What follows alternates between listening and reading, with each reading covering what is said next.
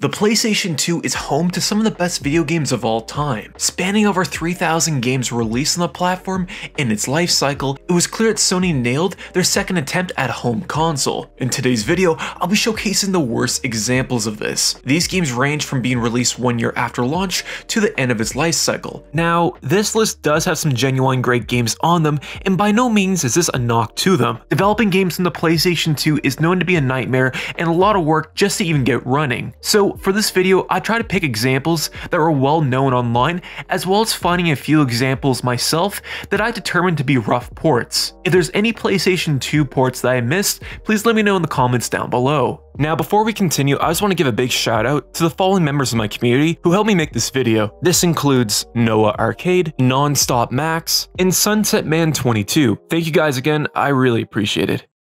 There's not many games that have quite the notoriety like Resident Evil 4. Released in 2005, Resident Evil 4 is considered by many as not only one of the best games in the series, but one of the best games of all time. As a result, this game has been ported over to everything, from the Nintendo Wii to even the iPhone at one point. When comparing Resident Evil 4 both to the GameCube and PlayStation 2 version, the PS2 port suffered from blurrier visuals, certain lack of detail in the environment, as well as using pre-rendered cutscenes versus in-game cinematics. That being said, the reason it's not higher on this list is because the PlayStation 2 version had additional content not found in the original GameCube release. This included new weapons, an additional campaign, and costumes. It's clear Capcom had to make sacrifices in order for this port to run smoothly, and I think their trade-off with the aforementioned additional content was a nice gesture to make up for it. If you don't care about the additional content, then the GameCube version is one of the better ways to enjoy it, or even the Nintendo Wii version. Now, let's move over to the Call of Duty series. Starting with Call of Duty 3. Released in November of 2006, Call of Duty 3 was ported onto 6 different platforms and developed in a staggering 9 months, with the weakest versions of this game being both on the Nintendo Wii and the PlayStation 2. Anyways, the reason why Call of Duty 3 on the PlayStation 2 exists on this list is it's just not a very good way to play this game. One of the first things you'll notice when comparing the PlayStation 2 version to the OG Xbox version is they downgraded in visuals. The original Xbox version looked much cleaner and easier to see, while the PlayStation 2 version was much more blurrier and suffered from muddier textures. There's other issues with this port, most of them being performance oriented, as it left a lot to be desired. The game's frame rate is very inconsistent and hovers between 10 to 20 FPS most of the time. This is more prevalent in its multiplayer mode, which as a result not only runs worse, but makes it much more harder to play. The one reason I prefer this port over the Nintendo Wii version is the fact that the PS2 version retained all the content that the PlayStation 3 version had, unlike the Nintendo Wii, which only got the single player portion of Call of Duty 3's campaign. If you can get past the low visual quality and the dips in performance, then Call of Duty 3 on the PlayStation 2 isn't really that bad, all things considered, and it's still a great game to play online too. The same can't be said about Call of Duty World at War Final Fronts. When I think of World at War, I think of a game that depicted the brutality and realism of World War II in its campaign mode, the series' first introduction to zombies, and a multiplayer mode that's still refreshing to play even today. Rebellion Studios, the development team behind the PlayStation 2 port, apparently never got the memo, as the PlayStation 2 version of World at War retained none of that. From presentation to actual gameplay is heavily dumbed down. This feels more like a paint-by-numbers World War II game versus the uniqueness that World at War retained. Let's start with the gameplay first. The character moves and aims weird in this game. It's almost like the game has an elastic band holding the thumbstick back and you're fighting with it at the same time. It's really hard to describe without handing you a controller, but just take my word for it, it feels really off. Graphics and presentation also took a considerable dip when compared to previous Call of Duty games on the PlayStation 2 like COD 3 and Big Red One. But the absolute worst aspect of this port would be the fact that it's missing so much content. World at War's single player campaign was great, but the game also shined both in its multiplayer and zombies. None of that exists in the PlayStation 2 version. The only thing you get with World at War on the PlayStation 2 is a single player campaign, which isn't very good to begin with. Activision did gamers dirty with this port back in 2008, and to think that there's some people in this world who only played this version of World at War and missed out on how good every other version was is just a shame. Next up is 2 games from a series we don't hear much about anymore. Both Tony Hawk Project 8 and Proving Grounds were the last Tony Hawk games released on the PlayStation 2. Like many near end of console cross-generation releases, The PlayStation 2 versions of these games were significantly lacking compared to their 360 and PlayStation 3 counterparts. Let's start with Project 8. One of the biggest additions to Project 8 was the interconnected world. This meant that a bunch of levels were connected and put together as one, with the player being able to go between each map without a single loading screen. This feature was missing on the PlayStation 2 version, as well as missing additional levels found in the PlayStation 3 port. This game also runs on the Thug 2 engine, which makes the version look more like American Wasteland than it does Project 8. On top of this, the controls feel very unresponsive when compared to previous entries in the series. In addition, this port also lacked online multiplayer, which strangely enough, so did the PlayStation 3 version. Proving Grounds was in a similar situation, as it lacked the interconnected world, but didn't as a result have as many levels cut. It also retained the difficulty lost in Project 8 while playing and controlling marginally better. It's still considered a rough port within the Tony Hawk community, but between both games, Proving Grounds on the PlayStation 2 was better, all things considered. Fun fact, Tony Hawk's Project 8 had 3 different versions of the same game. Both the Xbox 360 and PlayStation 3 version was handled by Neversoft, the PlayStation 2 OG Xbox version was handled by Shamba Games, while the PlayStation Portable version was created by Page 44 Studios. One of the best PC games in the 2000s happens to be the original Deus Ex. Released in the year 2000, Deus Ex was a first-person RPG that focused heavily on player choice. Like many PC games at the time, it received a console port on the PlayStation 2, and unfortunately, it was not nearly as good as the PC experience. Let's start with the controls. Everything feels weird and off-putting when playing this game on a controller. Things like navigating for the inventory, aiming, and general movement just feels floaty and unresponsive at times. In the original Deus Ex, the maps were a lot larger, with more spaces for the player to explore in a single level, while the PlayStation 2 version is broken up into smaller segments of the map, meaning certain parts of the level will have to be individually loaded prior to actually going there. This results in smaller maps in the PlayStation 2 version and more loading screens, which can take upwards to a minute at a time. Performance in this port is also a mixed bag, as it seems to run okay for the most part, but at times during combat or even stealth, the frame rate can dip, making the experience a lot more infuriating. Visually, this game has also been downgraded a fair bit compared to the original PC release, but that's to be expected with the limited PlayStation 2 hardware. Deus Ex on the PlayStation 2 hasn't aged very well in 2023, but I don't necessarily think it's the absolute worst port on the platform. Rather, the game could have used extra time in development to iron out its shortcomings on the PS2. Now, there's some PlayStation 2 games and don't really have any visual issues, rather, the game itself is self-destructive. Rocky is a great example of this. Fundamentally, the game runs fine and looks on par to what you expect a PlayStation 2 game to look like. The biggest issue with this port is how unstable it is the more you play it. You start to notice this when weird graphical glitches appear on screen. Then, eventually, the crowd starts to glitch, as well as Rocky himself. On top of all this, the game will freeze randomly, making the experience both confusing at worst, but also frustrating. Although it doesn't fall under the same issues like other ports on this list, it's still considered one of the worst PS2 ports just for how unstable it is. Swinging its way on the list is Spider-Man 3. Based on that shitty Sam Raimi movie back from 2007, Spider-Man 3 was your typical movie tie-in game that followed in the footsteps left by the previous Spider-Man game, Spider-Man 2. The general consensus around Spider-Man 3 was that it was an okay game that didn't do anything special, with the PlayStation 2 version receiving the short end of the stick. From the first time you enter in the open world, you can tell this game has been significantly downgraded compared to its other console counterparts. Manhattan, as a result, looks very bland, with nothing that stands out visually. I climbed to one of the tallest buildings on the map, and the textures of the buildings below it weren't even rendering properly. Speaking of which, textures and models in this game are also low res,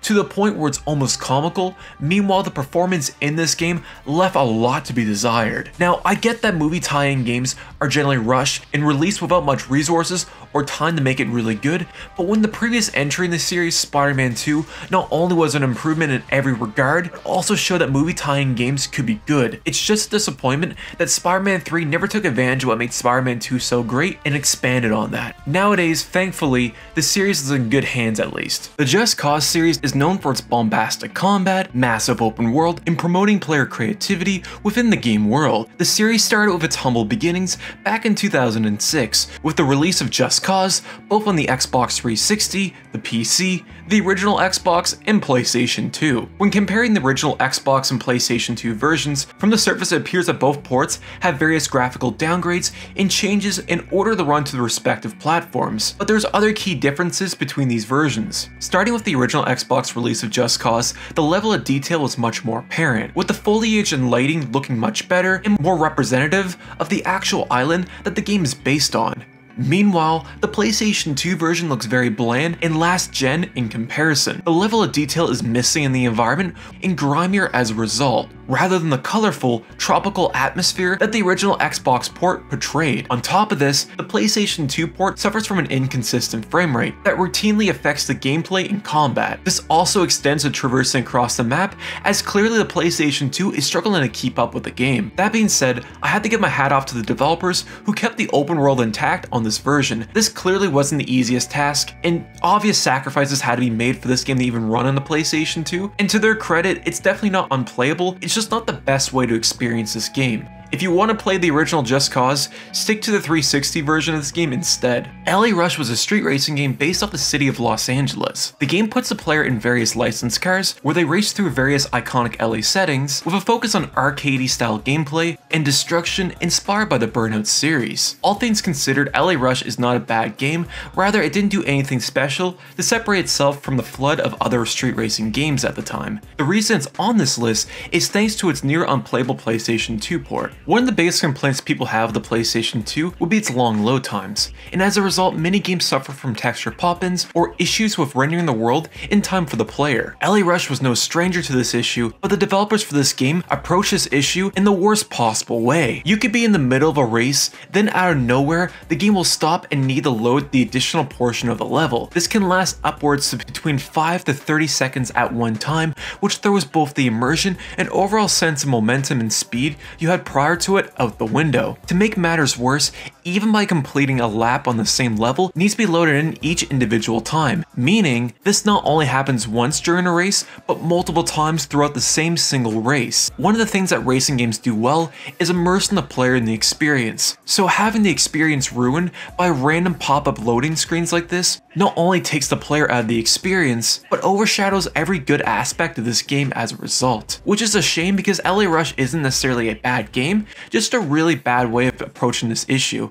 Now before we get into the worst ports of this list, here are a few honorable mentions of bad PS2 ports. This includes No One Lives Forever, the Ghost Recon series, the Splinter Cell series, Sonic Heroes, Granada 2, Half-Life 1, 007 Quantum of Solace, and Grand Theft Auto Vice City. Moving on to the Max Payne series. The Max Payne games were third-person shooters that had a strong narrative focus developed by Remedy, best known today for Control and the upcoming Alan Wake 2. This series is also known for shoehorning in the bullet time mechanic, which has been used in other games or flat out copied as well. Both Max Payne 1 and 2 received the PC, OG Xbox, and PlayStation 2 port, with the PlayStation 2 versions being the absolute worst way to enjoy these games. Let's start with Max Payne 1. Visually, this game is significantly worse looking than the Xbox or PC release. Everything in the world looks much more blurrier and harder to make out, especially in darker lit areas in the game. But that's not the reason this port is notorious for being awful, rather it's in its gameplay. You see, Max Payne 1 on other platforms retains a fun and solid shooting mechanics that involves you diving around the level. Whenever you dive in this game, it engages the bullet time mechanic, making the gameplay feel more like a movie and adding an additional layer of enjoyment as a result. On the PlayStation 2, this game runs so bad that this mechanic nearly does not work as intended, to the point where there's more than 3 enemies on the screen, it feels like it dips down to the low 10s or even the single digits at times. On top of all this game suffers from some long load times and a general lack in polish that the other versions retained that the PlayStation 2 version was missing. The sequel, Max Payne 2, also had these issues but improved on some of the original shortcomings. For an example, it does look better this time around and seems to run marginally better as a result. That being said, the load times in this version are not acceptable at all. I spent a whole 3 minutes waiting for this game to load what was essentially images on the screen with dialogue in the background, and once it was completed, I had to wait an additional 2 minutes just to get in the gameplay. This issue also pertains as well as in-game cinematics, making the experience not only significantly worse to play, but really harming the game's pacing in the process. Both ports weren't very good in the PlayStation 2, and thankfully the original Xbox version of these games were much better, and I do think these games are backwards compatible nowadays too on the Series S and the Series X. Now, let's talk about Mafia. Mafia 1 was a highly ambitious PC open-world Mafia-style game released in 2002. The game is known today for not only its narrative focus, but its impressive attention to detail both in its environment and its approach towards realism. The game eventually released on both the original Xbox and PlayStation 2 2 years later. Considering the scope and scale that the original PC version offered, the console versions retained most of the story-focused experience, with some sacrifices being made along the way. Right off the gate, the game just looks awful. If you put this side to side to the PC port, you can clearly tell that the PC version had so much more detail in its world, from the impressive lighting to the meticulous attention to detail, not only in the things you can interact with, but in the world itself, which makes this version as a result lose a lot of the charm and character that the PC release retained. The load times in this game, if you haven't guessed already, are also really bad as well too. Expect to wait around between 1 to 3 minutes each time. Moving on to the gameplay, on the PlayStation 2 at least, it's more confusing than anything. Running on foot feels clunky, and the combat just feels off using the PlayStation 2 controller. Now there's some slight variations between the console version and the PC counterpart. For an example, on the console version, there was a game mode called Grand Prix that wasn't introduced in the PC version. Meanwhile, the PC version retained both additional realism, better graphics, as well as offering additional free roam modes. The console version also lacked police patrols in the free roam mode, unlike the PC version. Mafia 1 on the PC still holds up to this day, and I believe it's also available on Steam. Stick to that version, or check out the remake of Mafia 1 that was released back in 2020. Moving on to the Splinter Cell series. Now, the Splinter Cell games on the PlayStation 2 were more rough around the edges when compared to the Xbox original or even GameCube ports, but the worst example of this would have to be Splinter Cell Double Agent on the PlayStation 2. Double Agent on the PlayStation 2 is considered a demake rather than a straight port of the PlayStation 3 version. This demake was shared across the Xbox original and the Nintendo Wii. Released in 2006, the PlayStation 2 port of Double Agent is nearly unplayable. Your typical bad PlayStation port issues are here, such as low resolution textures and models, long load times, with the cherry on top being a piss poor frame rate. One of the most notable issues with Double Agent is just in general on how unstable this game feels. The performance in this game is unfortunately really bad. Whenever you get into engagements or get spotted by enemies, the frame rate to this game tanks, making any sort of retaliation, such as escaping or engaging in combat, really difficult. Speaking of which, aiming in this game is an absolute joke. You'll be spending your time aiming at enemies or certain objects within the environment, and even that with the PlayStation 2 controls is really difficult. Mix that in with a tanking frame rate, then you have an experience that is more frustrating than it is enjoyable. Do yourself a favor and stick to the original Xbox port of this version, as a PlayStation 2 version is just dog shit. Star Trek Voyager Elite Force is a first-person Star Trek game released both on Windows, Mac OS X, and of course the PlayStation 2. Being developed by Raven Software, known for games like Wolfenstein and the underrated Singularity game. Now, so far I've covered some truly awful ports, but this one might just be one of the shittiest ones out of the list. Presentation-wise, this looks impressive if it released on the PlayStation 1. Saying the graphics are downgraded is an understatement. Both textures, character models, objects in the environment looks like it's been designed with the N64 in mind, not the PlayStation 2. The game also suffers from some nasty screen tearing, which makes moving around the level nauseating. Performance doesn't fare much better as well in this port. This game's frame rate tends to tank whenever you get into combat, with the game feeling more jankier than it already is. It's a real shame that this game was released in this state,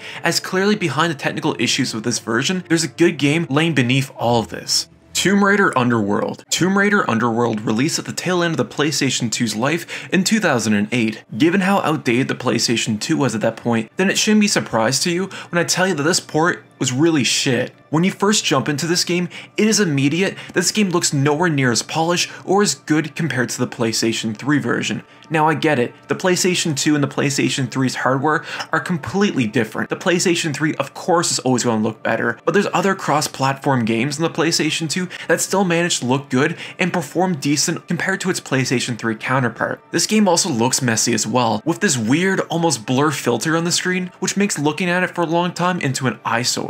Controls in this port are also really bad. A good example of this, I kept running into this fucking cube trying to solve this puzzle, not because I'm a complete idiot, rather this game has a slight input delay with the controls to the actual game, which makes even the basic tasks such as moving around the map or interacting with the environment feeling off as a result. But to make matters worse, this game runs very bad. Within 10 minutes of the tutorial, the game turned into a slideshow in a matter of seconds. This issue persists throughout the entire experience. Meanwhile, the load times in this game are a complete joke. You could dump your ass in the time it takes to load a single level in this game. There's also various differences between the PlayStation 2 port and the PlayStation 3 version in terms of content as well. In the PlayStation 3 version, you'll be spending a lot of your time backtracking through various explored areas in the game, while in the PlayStation 2 version, backtracking altogether is completely removed. The levels are also much smaller to accommodate the PlayStation 2, there's less enemies on screen, and many of the puzzles in the PlayStation 3 game ended up becoming more streamlined on the PlayStation 2 version. Anyways,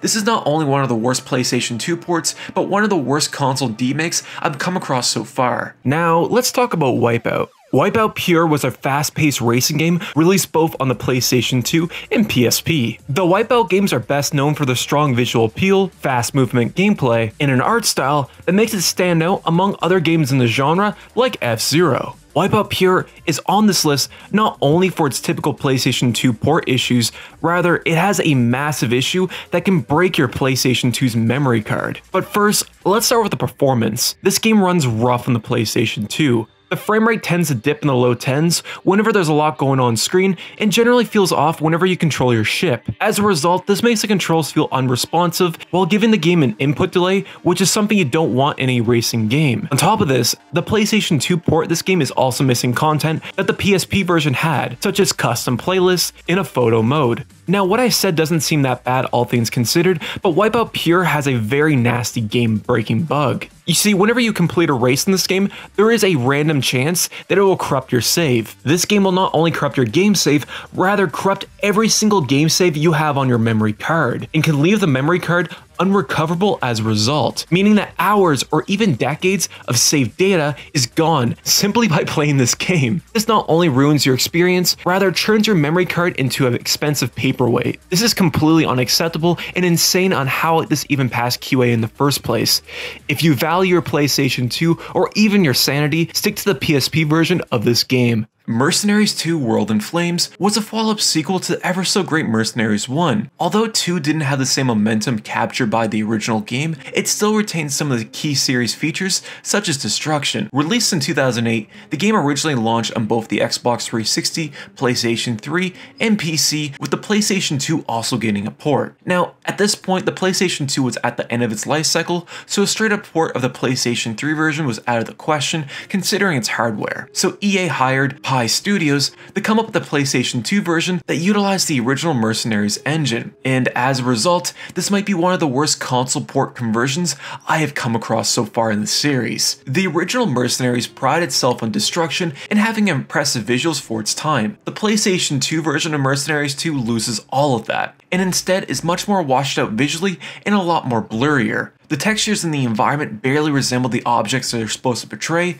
the level and detail is missing altogether, and the draw distance is significantly worse than the original game. On top of the lack of presentation, it also extends to the world itself. A good example of this is if you crash your car into another vehicle, the game has some weird graphical glitch and it appears to reset the player's position for some reason. The first 10 minutes of playing this game, you're greeted to a pre-rendered cutscene, which I originally thought was glitched out as it only filled half the screen, but it turns out it's actually like this by default. Even the pre-fucking rendered cutscenes in this game is broken. A weird thing to note, but the audio kept skipping like a scratched CD would, but I think this has to do with my USB running the game rather than the actual game itself. It has been a long time since the car. Yeah, I remember seeing you big ass as you ran away. This version was also missing key features from the PlayStation 3 port, such as missing contract, certain key characters, missions being reshuffled, as well as additional gameplay changes. This might be one of the worst games EA's ever published, and was an absolute kick in the balls for anyone who paid full price for this game back in 2008, and is definitely deserving the title for being one of the worst PlayStation 2 ports of all time. And that was the worst PlayStation 2 ports. I hope you enjoyed the video. I plan on covering cross-generation games next on the PlayStation 2 and the various demakes from this era. If you enjoy my content, please consider subscribing or even leaving a like. It really means a lot. Until next time, fellas, peace.